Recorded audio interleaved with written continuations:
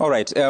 Well, that's the footage you have of what transpired in that assembly. We'll be listening to some of the MCAs later on. But first, Governor, what is wrong? I mean, it's close to 5 months since the election. Actually, it's already 5 months since the election. What's going on in that assembly that is yet to settle 5 months in? Okay. For one, I want to apologize to the great people of Kericho, because as a governor, it's a shame that instead of discussing development and what we are supposed to be doing, because time is running, we are discussing about people who have chosen to forget the people that elected them and decide to fight for their positions. There was an election that was done by the county assembly members immediately after they were sworn in the assembly, and they were able to elect their majority leader, as it is by the party caucus. Is that the law says that the majority party will be able to, in either way, consensus or election, be able to have a majority leader. Of course, that was done, and after a short while, less than a month, I think, a month or so, the elected majority at that time traveled to Egypt for COP27.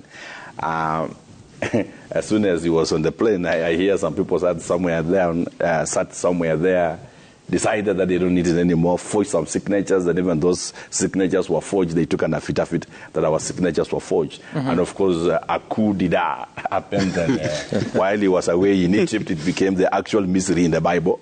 And he came back to find his seat is not there.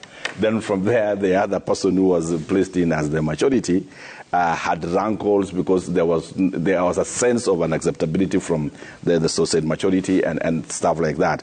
And this has been a problem all along, and now they had another meeting. Of course, the president had directed when we were at Eldoret that we had called all of us, and we were there with the members, with the leaders from Bomet County, and he said, you people go and solve these problems. Mm-hmm. We tried as much as possible to reach out to a mediation with them, and they insisted that the way to go is an election. So what we did was to try to organize for them to see if they can agree among themselves, either by consensus or by an election, who again they want to be their majority leader. So they agreed again on a different person. And when they agreed on this one, they went back to the assembly, and on that particular day,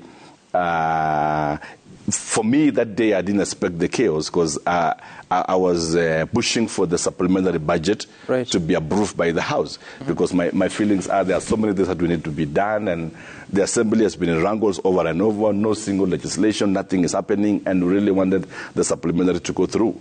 But that morning, I hear that there was a communication from the party, that the Speaker, in his own wisdom, chose not to communicate the commission of the party, but communicate an out-of-court consent that the previous protagonists and antagonists had agreed on.